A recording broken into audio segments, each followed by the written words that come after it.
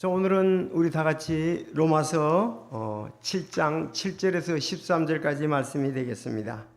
로마서 7장 7절에서 13절까지 있는 말씀입니다.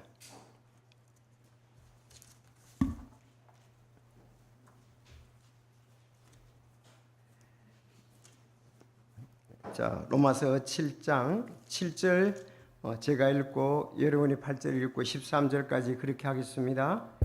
그러면 우리가 무슨 말을 하겠느냐? 율법이 죄냐? 결코 그럴 수 없느니라. 아니라 오히려 율법을 통하지 않고서는 내가 죄를 알지 못하였으리니 율법이 너는 탐내지 말라고 말하지 아니했더라면 내가 탐욕을 알지 못하였느니라.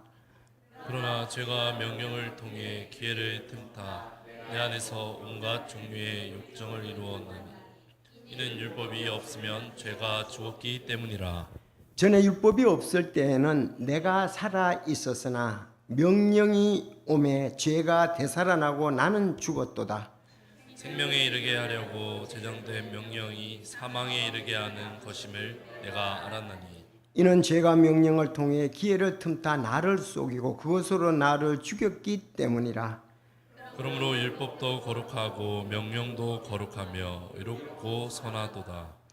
그러면 선한 것이 내게 사망이 되었느냐? 결코 그럴 수 없느니라. 오히려 죄가 죄로 드러나게 하려고 죄가 선한 그것을 통해 내 안에서 사망을 이루었나니 이것은 죄가 명령을 통해 힘이 넘치도록 죄되게 하려 함이라. 아멘. 기도하겠습니다. 하나님 아버지 감사합니다. 참 우리가 구원받은 그 과정들 이 말씀을 통해서 볼 수가 있습니다. 하나님의 말씀을 통해 우리가 죄인인 걸 알고 그 죄를 가지고 십자가 앞에 나아가서 회개하고 주님께 맡길 때 우리 죄를 받아주시고 죄 없다 하시며 자녀로 삼아주시며 상속 유업에 참 하나님의 사람으로 또 인도해 주신 것을 인해 감사를 드립니다. 오늘도 복된 그 귀한 진리의 말씀 다시 보면서 우리의 구원의 중요성과 또 말씀을 통해서 혼들이 얻어지는 과정 잘 알고 하나님께 계속 영광을 돌리게 인도하여 주시옵소서. 하나님 말씀이 참 영혼들을 살리고 또 말씀이 살리며 또 그들을 계속적으로 세우고 주님의 사람으로 또 장성하게 하리니 주님 인도하여 주시고 우리가 그런 분량에까지 장성한 분량에까지 자라게 하옵소서. 오늘 말씀 인도해 주시길 바라오며 예수님의 이름으로 기도하옵나이다. 아멘. 자, 지난주에 여러분들에게 그 말씀을 드렸을 때에 율법이라 그러면 그냥 법인데 사실은 그것이 어떨 때 쓰였다? 성경 전체를 말할 때 쓰였다. 그리고 때로는 구약 성경을 전체 말할 때, 다음은 모세오경, 또 모세오경 중에서도 십계명. 근데 대체로 이 신약 성경에서 율법이라고 말할 때는 모세오경을 대부분 가리킵니다. 모세오경. 대부분 모세오경을 가리키는 것이 주된 것으로 우리가 볼 수가 있습니다. 오늘 본문에서도 여기 율법에 너는 탐내지 말라고 하였지 않느냐. 그 모세오경에 나오는 탐내지 말라는 말씀을 여기 인용하는 것을 볼 수가 있습니다. 오늘 제목은 반복되지만 죄를 드러내는 율법, 영생을 향한 하나님의 뜻. 자, 율법은 죄를 드러내가 하고 영생을 향하도록 한다. 영생으로 가는 하나님의 뜻을 향하도록 하는데 간다. 이 말씀입니다. 자, 그래서 조금 이 용어들이 좀 어려워요. 어떨 땐 율법이라고 말하고, 어떨 땐 명령이라고 말하고, 어떨 때는 선한 그것이라고 말하고, 여기 본문에 그렇게 나오거든요. 그래서 여기서 율법, 7절에 율법이 나오죠. 8절에 죄가 명령을 통해, 또 10절에도 죄가 명령을 통해 또 제정된 만들어진 명령, 10절에도 명령 율법 나오고 12절에도 선한 그것 명령 율법 이렇게 나온단 말이에요. 이것은 전부 율법, 하나님의 말씀을 가리키는 겁니다. 그렇게 하면 쉬운데 이것도 명령은 뭔가, 선한 것은 뭔가, 율법은 뭔가, 이게 이제 좀 연구해야 될 부분이거든요. 그래서 본문에서 율법이란 말과 명령이란 말과 선한 것이라든지 그거는 같은 것을 말씀하고 있습니다. 원래 율법이라는 것은 좀 더 큰 의미를 여기서는 말씀하고, 명령은 또 그 안에 들어있는 말씀을 이렇게 자세히 보면 언급하는 것도 볼 수가 있습니다. 자, 그래서 오늘 본문에 보면은 이제 율법, 하나님의 법이 당연히 죄냐 그랬습니다. 하나님의, 그러면 우리가 무슨 말을 하겠느냐? 사실 바울은 율법 박사입니다. 구약 성경에 대해서 뭐 너무 잘 알죠. 가말리엘 문화에서 거기서 배웠으니까. 그리고 그는 예수 그리스도를 만났고 예수님을 통해서 복음과 하나님의 뜻을 예수님을 통해서 너무나 잘 알았습니다. 바울은. 그렇기 때문에 신약에 이제 바울이 썼던 서신을 14권이라고 보잖아요. 거기 보면 뭐 정말 하나님의 뜻, 신약에서의 그런 부분을 잘 알면서 로마 교회 성도들에게 특히 말씀을 하고 있습니다. 로마 교회 성도들.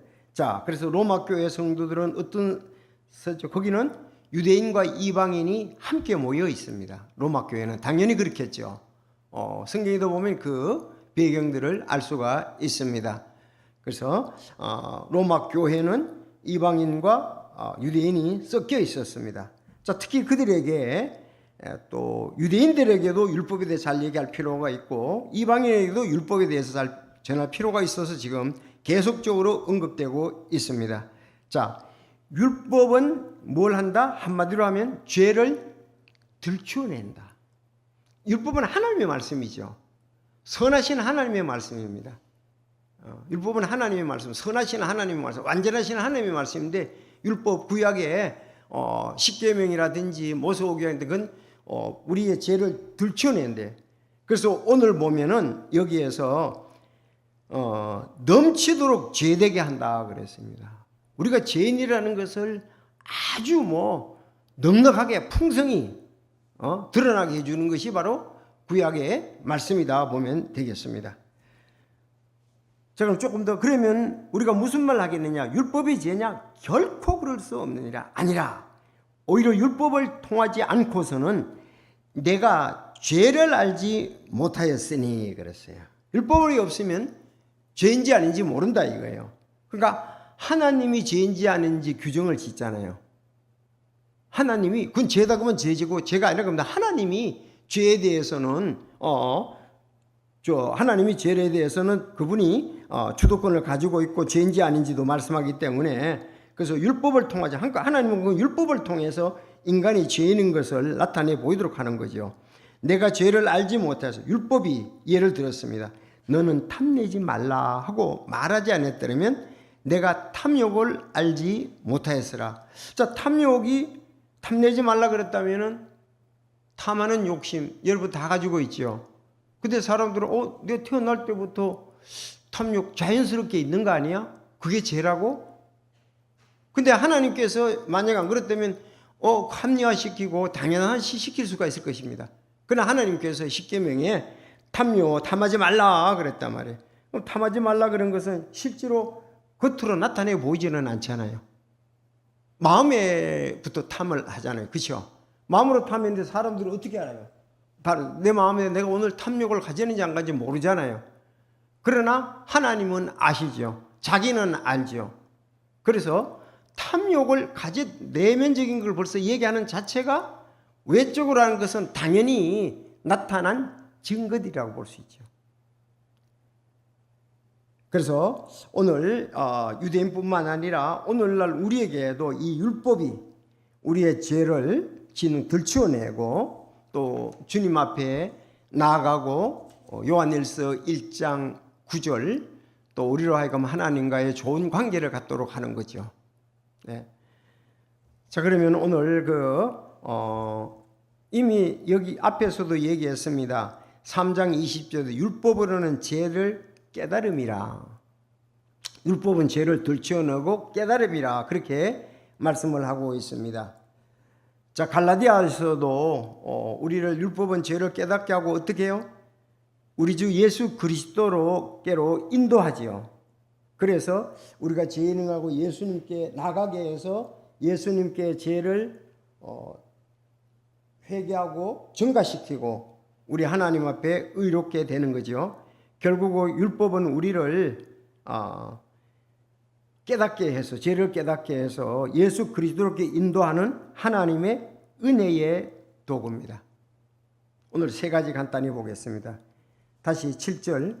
첫째, 율법은 죄를 알게 함. 분명히 얘기합니다. 따라합시다. 율법은 죄를 알게 함.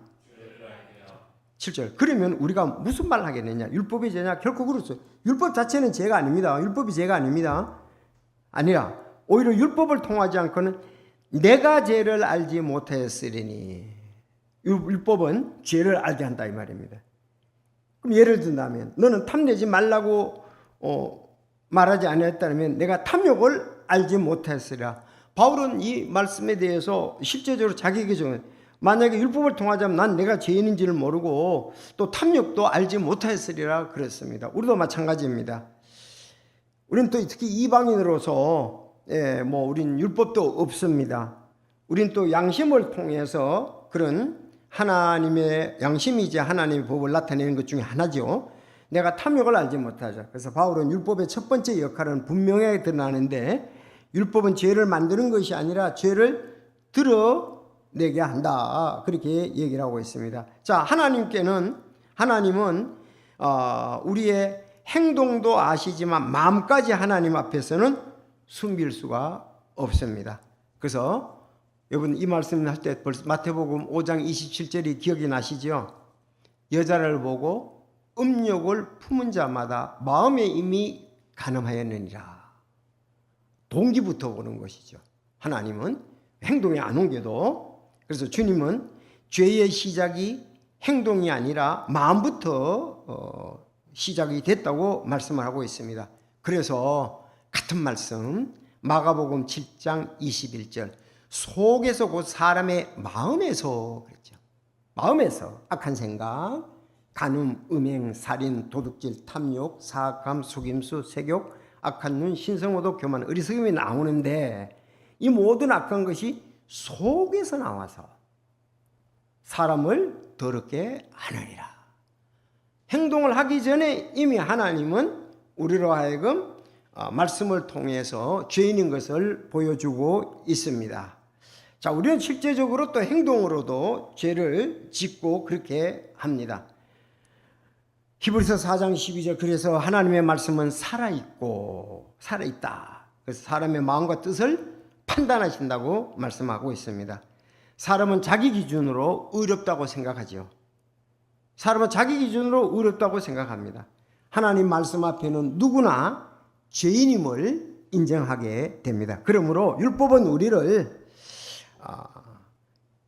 죄를 깨닫게 하고 죄를 들추어내게 하는 것이 그래서 하나님께로 돌아오게 하는 하나님의 은혜입니다. 자, 그럼 우리가 실제적으로도 말씀을 가까이 하는 사람은 자신의 죄를 발견합니다.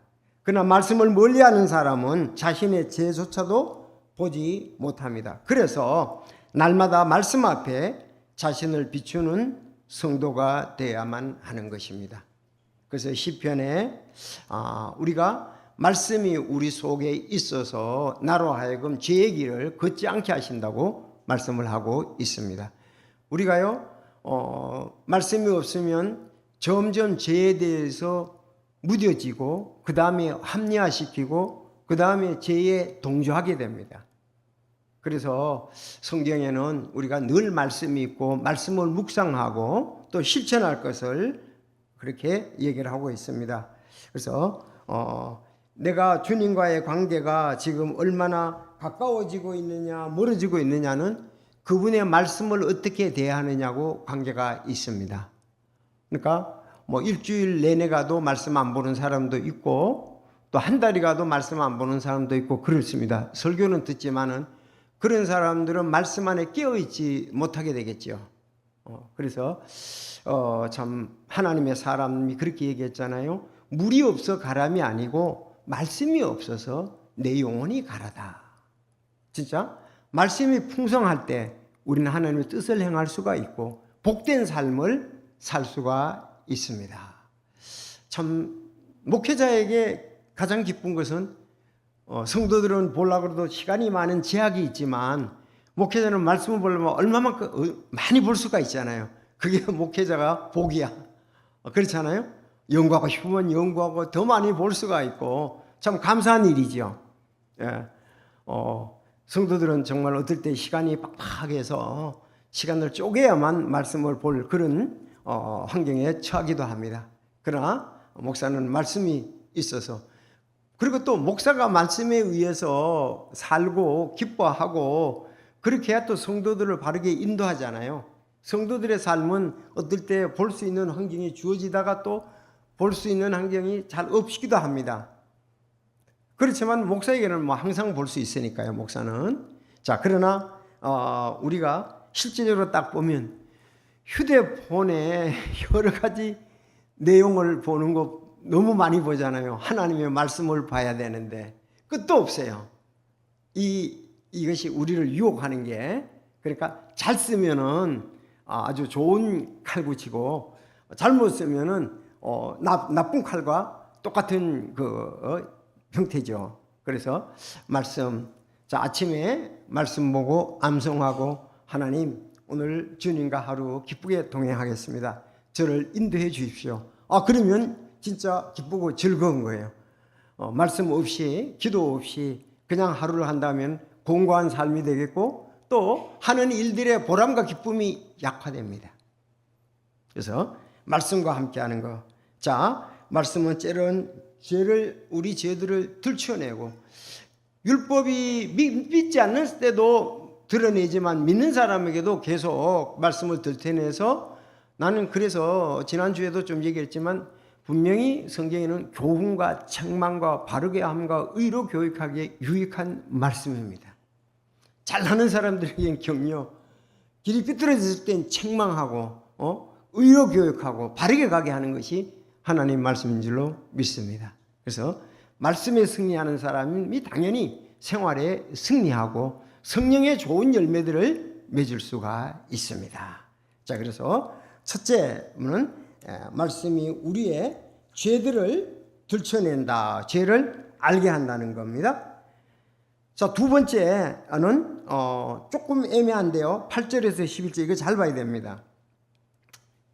자, 율법이 그렇다는 게 아니고 죄는 이 명령, 율법을 통해서 우리에게 온갖 종류의 욕정을 이룬다. 그렇게 말하고 있습니다. 8절에 보면 우리가 죄의 명령을 통해 죄의 명령, 죄가 명령을 통해 말씀을 통해 기회를 틈타 내 안에서 온갖 종류의 욕정. 자, 이는 율법이 없으면 죄가 죽었기 때문이다. 말씀이 없으면 우리 죄가 이렇게 들추어내지도 않고 활성화되지도 않는데 말씀을 통해서 보니까 온갖 종류의 욕정이 이루어져 있다. 그래서 하나님의 말씀을 보면 어떻습니까? 우리 마음이 죄 공장이다. 우리 마음이 죄의 공장이다. 마가복음 7장 20일 좀 전에 얘기했잖아요. 하나님의 말씀을 보니까 이것도 죄고 저것도 죄고 이것도 죄고 저것도 죄고 막 나오는 거야. 그렇게 하는 것은 죄야. 그렇게 얘기를 해서 죄가 하나님의 말씀을 통해서 기회를 틈타 내 안에 온갖 종류의 욕정을 이루면서 얘기를 한다. 이는 율법이 없으면 죄가 죽었기 때문이다. 전에 율법이 없을 때는 내가 살았으나 자기 그냥 마음대로 사는 거예요. 죄 짓고 죄인지도 모르고 삽니다. 그럼 명령이 오기 때문에 죄가 막 드러나는 거예요. 죄가 드러나고 또 죄는 우리에게 심판이 있음을 알리기도 하지요. 10절이 중요합니다. 생명에 이르게 하라고 제정된 명령이 제정된 명령, 이렇게 만들어진 율법이 뭐에 이르게 하고 생명에 이르게 하려고. 생명에 이르게 하지 생명을 주지는 못합니다. 알았죠? 율법은 생명을 주지는 못해요. 생명을 주도록 인도는 하는 것입니다. 글로 가도록 생명에 이르게 하려고 그랬습니다. 생명을 얻게는 못합니다. 자, 사망이 이르게 하는 것임을 내가 알았나니 이는 죄가 명령을 통해 기회를 틈타 나를 속이고 그것으로 나를 죽였기 때문이다. 자, 이와 같은 말씀이 그 로마서 8장 6절인데 육신적으로 생각하는 것은 사망이요 영적으로 생각하는 생명과 화평이니라. 자, 우리가 그 말씀이 없을 때는 그게 죄인지도 모르고 그냥 짓고 사는데, 그러나 이건 육신 생각이다, 이거는 죄다, 이런 것을 말씀을 통해서 알게 됩니다. 육신적인 생각은 하나님의 법에 복종하지 아니하며 참으로 복종할 수가 없으므로 하나님과 원수가 되는 것이라 그랬습니다. 자, 이 말씀과 함께 관계되는 것이 에덴 동산에서의 말씀입니다. 에덴 동산에서 하나님께서 명령하셨을 때 하나님은 아담과 하게 선악과의 나무 열매 따르는 것처럼 명령하여, 그러나 사단은 말씀을 왜곡했습니다. 말씀을 가지고 그래서 하와를 속였고 결국 죄는 하나님의 명령을 이용하여 인간을 넘어뜨렸습니다. 그래서 11절에 그렇게 했어요. 죄가 명령을 더 기회를 틈타 나를 속이고 그것으로 나를 죽였기 때문이라. 죄는 언제나 이렇게 거짓말로 시작합니다. 괜찮다 그랬습니다. 이번 한 번만, 아무도 모른다. 그러나 죄는 반드시 사람을 묶고 결국은 죽음으로 이끕니다. 그래서 야고보서가 욕심이 잉태한 즉 죄를 낳고 죄가 장성한 즉 사망을 낳느니라. 원래 사단은 거짓말쟁이요 거짓의 아비라고 말씀을 했죠. 그래서 에덴 동산에서 그들을 유혹하고 또 말씀이 있는 우리도 유혹을 해서 하나님의 명령에 순종치 못하는 것입니다. 그래서 죄는 사람을 속이고 죄는 사람을 지배하고 결국 죄는 죽음으로 이끌고 갑니다. 자, 우리에게 가장 큰 문제는 환경도 아니고 사람도 아닙니다. 죄입니다. 우리는 환경이 아니에요. 사람도 아닙니다. 그 다윗을 보십시오. 그 어려운 환경에서도, 그리고 자기를 죽이려고 하는 사울 왕, 그것보다도 그는 자기와 하나님 관계가 더 중요했습니다. 죄와 관계가 더 중요했습니다. 말씀과의 관계가 더 중요했습니다. 그러므로 죄는 우리가 타협하지 말고 성령님 안에서, 말씀 안에서 우리가 죄를 다스리는 삶을 살아야 될 것입니다. 마지막에 세 번째, 율법은 거룩하고 의롭고 선함. 아주 중요하죠. 다 따라합시다. 율법은 거룩하고, 명령도 거룩하며 의롭고 선하도다. 그래서 아까 제가 얘기했죠. 율법이나 명령이나 같은 말이라고. 여기서 그랬잖아요. 율법도 거룩하다 그랬고 명령도 거룩하다 그랬잖아요. 의롭고 선하도다. 자, 이제 그러면은 구약의 말씀은 결론적으로 우리가 어떻다고요? 법적으로 볼 때 거룩하고 의롭고 선한 것입니다. 그러면 그 선한 것이 내게 사망이 되었느냐 하면서 쭉 얘기를 하고 있습니다. 그래서 죄를 들치워내고, 우리의 죄를 들치워내고 우리가 계속 그 죄 가운데 거하면 나중에 어떠죠? 사망이 있다고 알려주는 거예요. 사망이 있다고. 그래서 여기 율법도 거룩하고 명령도 의롭고 선하다. 바울은 분명히 결론을 내립니다. 율법은 결코 악하지 않습니다. 자, 죄가 선한 것은 율법을 통해서 내 안에서 그 사망을 이루었다 그랬어요. 죄가 살아 역사하고 자신은 하나님 앞에서 죽은 존재임을 깨닫게 됩니다. 그래서 로마서 6장 23절, 죄의 싹은 사망이다 그렇게 얘기하죠. 이거 뭐 구약을 총 이렇게 묶어서 얘기하는 것 다름없습니다. 죄를 들춰내고 죄의 싹은 사망이다. 그러나 하나님의 선물은 예수 그리스도 우리 주를 통해 얻는 영원한 생명이니라. 그래서 정말 우리가 구원받았다는 것은 너무나 중요하고 하나님의 뜻이 우리에게 실천이 되었다는 거죠. 그래서 우리가 죄 가운데 산다면은 계속 죄의 싹은 사망이고 하나님의 선물은 예수 그리스도를 통해 얻는 영생이다 그렇게 말했습니다. 그럼 왜 사망이 왔느냐? 죄가 죄로 드러나기 위해서 그랬습니다. 죄가 얼마나 무서운지, 얼마나 사람을 죽이는 존재인지 알 수 있도록 했습니다. 그래서 갈라디아서가 이제 율법과 은혜에서 제일 말씀 많이 하는데, 갈라디아서 3장 24절에도 참 찾아보겠습니다. 갈라디아서 3장 24절. 어느 분이 읽어주시겠어요? 갈라디아서 3장 24절. 네, 예, 읽어주세요. 예.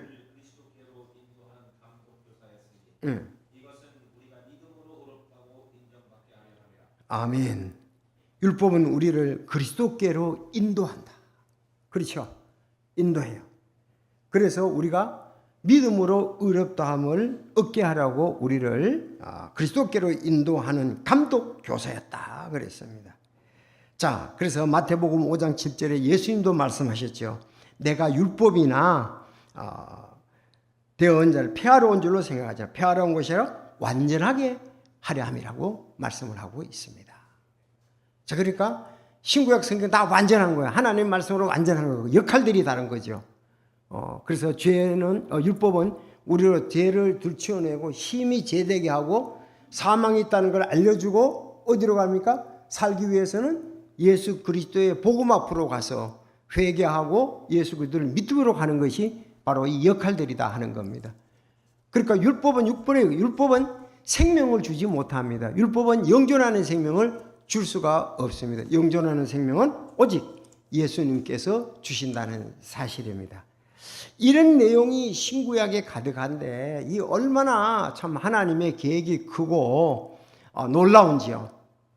자, 그래서 율법은 우리를 정죄하는 완전히 끝난 종착역이 아니라 예수 그리스도께로 인도하는 길입니다. 그래서 말씀 앞에서 자신이 죄를 깨닫고 그리스도의 복음에 은혜를 붙드는 사람은 참된 생명을 누립니다. 감사하죠. 근데 좀 이런 면이 있잖아요. 일반 교회는 율법을 자꾸 지켜야 된다고 얘기를 하니까 십계명을 지켜야 예수 그리스도도 믿고 십계명도 지켜야 구원받는다 그러잖아요. 여기서 문제가 있는 거죠. 뭐가 문제죠? 자녀가 되는 거하고 자녀답게 사는 거하고는 다르잖아요. 그걸 섞어버리는 거예요. 그래서 예수 그리스도의 십자가도 믿고 율법을 지켜야 구원받는다. 그러면 결국은 믿음 플러스 행위가 되잖아요.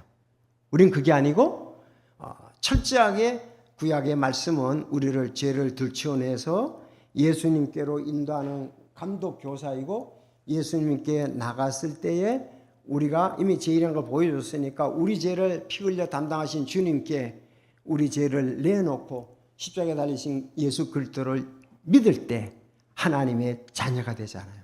너무나 확실하고 뚜렷하잖아요. 성경 내용들이.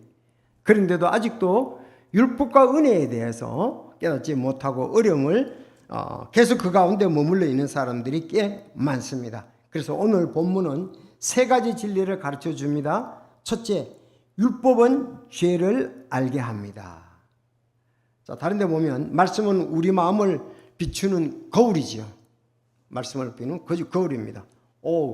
근데 단지 우리가 마음문을 열지 않으면은 거울로 보지를 못하는 그게 제일 어려워요. 둘째, 죄는 명령을 통해 기회를 틈타 사람을 속이고 죽음으로 사실 이끕니다. 죄는 결코 가볍게 여길 대상이 아니다. 셋째, 율법은 거룩하고 의롭고 선합니다.